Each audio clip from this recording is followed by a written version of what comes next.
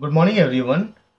Today in this video we'll study about the chapter 3, which is machine. Okay, so folks, here we'll study the topic like machines along with the application of it. What are the applications? One is about the lever and next is pulley. In this video we'll study about the lever and the next video we'll study about the pulley. Okay guys, so let us beginning with the machine. What is the meaning of machine, guys? So in your day-to-day life, most of the time you have heard about machine, yes or no? What exactly the machine is all about here? So machine is something which reduce the human effort, yes or no, guys? Let me give some example.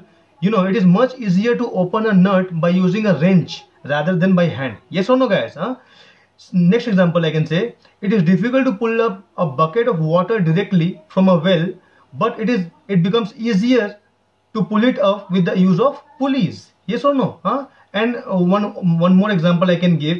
It is difficult to shift a heavy block by pushing it, but it becomes easier to shift it up by using a crowbar, yes or no, guy? So in the three examples you find the work is very easier while we using the machines, yes or no, guys? So machines, whenever the concept of machine comes, there are three factors comes into the picture, guys. Okay, so the first one is what? The force multiplier. Next is what? Speed multiplier. And next is what? Change in direction of effort. Okay, now let me give one example of each. Now suppose in lifting a heavy load by applying less effort, is what? The force multiplier, yes or no, guys? Example, a jack is used to lift a car, or a bar is used to lift by a heavy stone, yes or no? These are the examples where you apply very less effort, but work is to be done.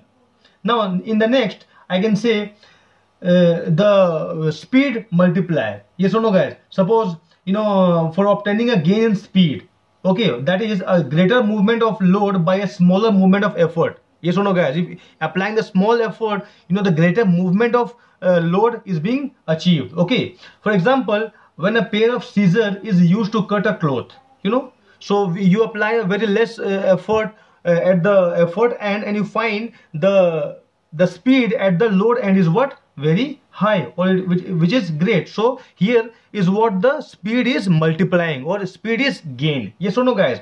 Or in next is change in direction of effort. So here you see there are two factor comes. One is in changing the point of application of effort to a convenient point. Okay, example is what? The rear wheel of a cycle is rotated by applying the effort on the pedal attached to the tooth wheel, which is joined to the to the rear wheel with the help of a chain, yes or no, guys? In a cycle you apply or you putting effort on the pedal, but since the pedal is attached to the rear wheel, so it what? Start rotating, yes or no, guys? So this is what the in changing the point of application of effort to the convenient point. And the next one is what? In changing the direction of effort to a convenient direction. Suppose I can give an example. If a bucket which is full of water is lifted from a well without the use of pulley. Suppose you just want to a bucket full of water is lifted, so what is the effort, direction of effort? It is obviously upward, but by using a single fixed pulley it becomes possible to lift the bucket from the well by applying the effort in downward direction instead of applying it upward, yes or no, guys? So this all together makes the change in direction of effort, yes or no, guys? So what is the definition? I can say the definition is what? A machine is a device by which we can either overcome a large resistive force at same point by applying a small force at the convenient point and in a desired direction, or by which we can obtain the gain in speed. Okay, so this is what the definition which is already there in your book. You can go through that. So or I can say machine is something which reduces the human effort, guys, which is a very nice definition. Okay, now moving to the next, there are technical terms which are related to the machine. So first one is what, guys? Load. As you can see here, load the first term. So guys, what is the definition of load? So the resistive or opposing force to be overcome by a machine is what? Called load. Okay, so load is means what? Output. And what is effort? Which is what? Input. So what is the definition of effort, guys?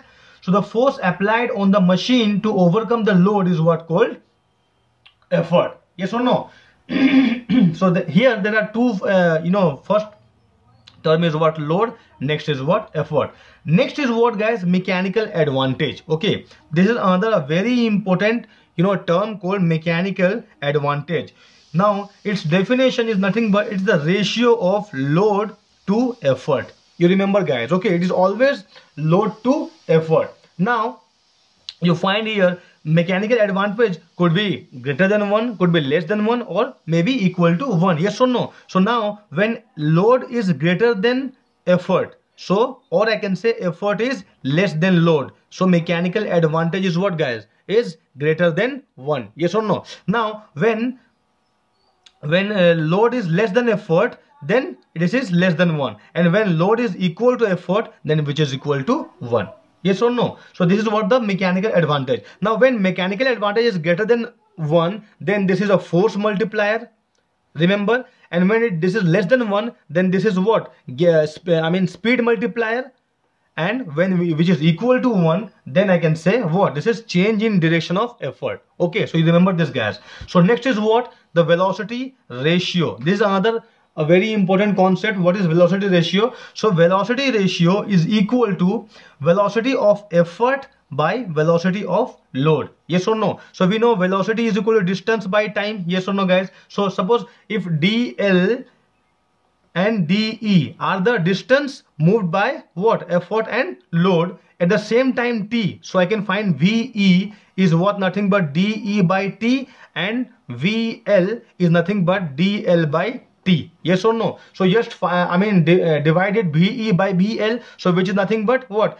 dE by L by DL by, sorry, dE by t whole divided by DL by t. Yes or no, guys? I can write dE by t whole divided by DL by t. So t cancel, so I can write velocity ratio can also be dE by DL. Yes or no? Or this is what, guys?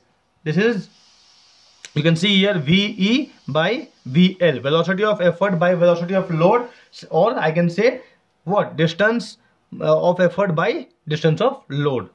Yes or no? So this is what the velocity ratio. So velocity ratio could also be greater than 1, less than 1, or equal to 1. Yes or no? So when dE or distance made by effort is greater than dl, then velocity ratio is what? Greater than 1. Yes or no, guys? Similarly, when dE is less than dl, then velocity ratio is less than 1, and when both are equal, then velocity ratio is equal to 1. Yes or no, guys? dE is equal to dl. Yes or no? So you see here, when the velocity ratio is greater than 1, this is similar to force multiplier, guys. Yes or no? Same thing, force multiplier. When this is less than 1, this is speed multiplier. When this is equal to 1, then change in direction of effort. Yes or no? So this is what the velocity ratio. So you find here, if I do the classification, I say here velocity ratio and what? Mechanical advantage. If both are greater than 1, both are less than 1, both are equal to 1. So if both are greater than 1 is, not necessarily either of them, okay, but in both the cases, I can say in both the cases, if VR and MA are greater than 1, then this is force multiplier. If these are less than 1, then this is speed multiplier. And if both are equal to 1, velocity ratio equal to 1, or mechanical advantage is equal to 1, then this is what? Change in direction of effort. Okay, so you need to remember this, guys. Okay, now there should not be any confusion here. What I'm trying to tell you is what may not be, in one case mechanical advantage, if it's greater than 1, still this is what? Force multiplier. Or you can say if velocity ratio is greater than 1, still this is what? Force what? Multiplier. So guys, not necessarily then both has to be greater than 1. Okay, either of them is sufficient. Now next is what? Work input, guys. This is work input and work output. So what is work input? Is the work done on the machine by the effort is what? Work input. And similarly, work done by the load is what? Work output, guys. Okay, and the last one is what? Efficiency. Okay, efficiency. So efficiency is represented by a term called eta, which is nothing but work output by work input. Yes or no? Work output by work input. So what is the formula of work, guys? F into S. Yes or no? So this is force into displacement. Suppose D into what is what is output is DL, and force into what is input DE. Yes or no? So both are force, so but in output force, output force represented by the load. Yes or no? And input force represented by the effort. So I can say load by effort into dl by de. Yes or no, guys? So I can say here load by effort into 1 by what, de by dl. So you find here de by dl is what, velocity ratio, and l by e is what, you can say here l by e is mechanical advantage. So I can find here efficiency is equal to mechanical advantage by velocity ratio. So this is what the relationship between the efficiency, mechanical advantage, and velocity ratio. Okay, now next, principle of machine. So guys, principle of machine is similar. Similar means what? The work input must be is equal to work output. This is what the principle of machines. Okay, now there are two types of machines. One is what, ideal, and next is what, practical one. Okay guys, you remember these two. One is ideal, one is practical. So when the ideal condition comes, now when mechanical advantage must be is equal to velocity ratio. Yes or no? The first term. If then there is no losses, guys. Remember, there is no losses. And next is what I can say, efficiency is what, 100%. Efficiency is 100%. Means what? What is the formula of efficiency? Work output by work input. Yes or no? As you can see here, so I can write work output must be is equal to work input. Yes or no, guys? This is the condition of ideal one. But what is the practical one? Is mechanical advantage is less than the velocity ratio. Okay, efficiency must be less than what, 100%, and what, work output must be less than work input.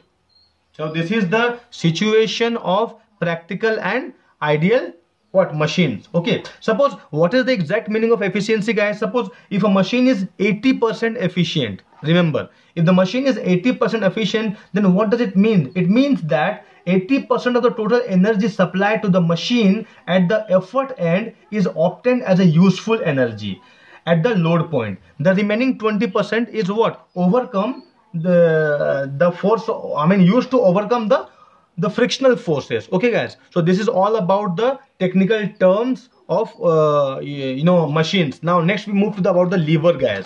Okay, lever. So there are two things. One is application is, one is what I can say, one is lever, and another is what, another is what, pulley, guys. Okay, so we'll study here lever. Okay, so what is lever is, guys? So lever are the simplest kind of machine which is used in our daily life, guys. Okay, so what, if I draw the lever, now this is what, lever at the, and one side is load, other side is effort, and at in between there is a fulcrum. It is not necessarily the fulcrum is at what, at midpoint, guys. Okay, fulcrum may be towards the load or towards the effort. Yes or no? So the distance between the load to the fulcrum is what, known as the load arm, guys. Okay, and distance from fulcrum to effort or effort to fulcrum is what, effort arm. Yes or no? So what is mechanical advantage? It is nothing but load per or load by effort. Yes or no? Or I can say here the mechanical advantage is what, load by what, effort. Or I can find here effort arm by load arm. We'll prove this. Okay, how? Now suppose we apply the moment of force here. So remember, the principle of moment of force is what, force into perpendicular distance in both the side are equal. So here is what, load into what, load arm, guys. If I find here load, the force is load and the distance is load arm, which is equal to what, here the force is effort into effort arm. Yes or no? So you just divide effort here. So load by effort is equal to effort arm by load arm. Yes or no, guys? So this is what is load by effort is what? Mechanical advantage. So mechanical advantage, I can say effort arm by load arm. Yes or no? So you remember this formula, guys. Okay. So if this is mechanical advantage greater than 1, less than 1, equal to 1. So this is force multiplier, this is speed multiplier, and this is what? Change in what? The position of effort. Yes or no? Now there are 3 types of, I can say, levers. Okay, so class 1 lever, class 2 lever, class 3 lever. Yes or no, guys? So in class 1 lever, the fulcrum is at midpoint, and the class 2 load, and class 3 is what? Effort. So you remember FLE, FLE. Class 1 fulcrum is at the mid, class 2 load is at mid, and in class 3 effort is at the mid. Okay, so now first let us go for class 1. So now this is the situation. Now look, this is load, this is effort, and this one is what? Fulcrum, somewhere here. Yes or no? So guys, the fulcrum is not necessarily at the midpoint, remember. Okay, so this arm is what? Load arm, and this arm is what? Effort arm. Yes or no, guys? Effort arm. Okay, so what is the mechanical advantage, guys, here? You tell me what is mechanical advantage. MA is nothing but L by E, which is nothing but what? E arm by what? Or effort arm by load arm. Yes or no? So if effort arm is greater than load arm, then or mechanical advantage is greater than 1. Yes or no, guys? So this is what?